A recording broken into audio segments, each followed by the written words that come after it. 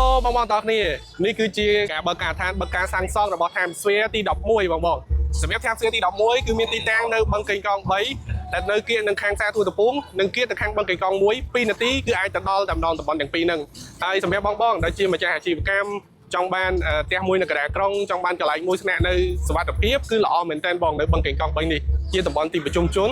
ហើយសម្រាប់តម្លៃវិញតម្លៃ special មែនតើត្រឹមតែ$50,000ជាងតែប៉ុណ្ណោះសម្រាប់មួយបន្ទប់គេងហើយយើងក៏មានពីរបន្ទប់គេងផងដែរបើសិនជាបងចង់បានអញ្ចឹងតាន់ឱកាស Ground Breaking បងគោលការណ៍បងប្រាក់ payment ល្អមែនតើបងមានចំតែ10%ហើយបន្តមកទៀតបងបន្ថែម 1% រយៈពេល35ខែដោយមានការប្រាក់ទេបងអញ្ចឹងគោលការណ៍ល្អ payment ល្អតម្លៃល្អបងមកលឿនបានមុនគេអរគុណច្រើនបង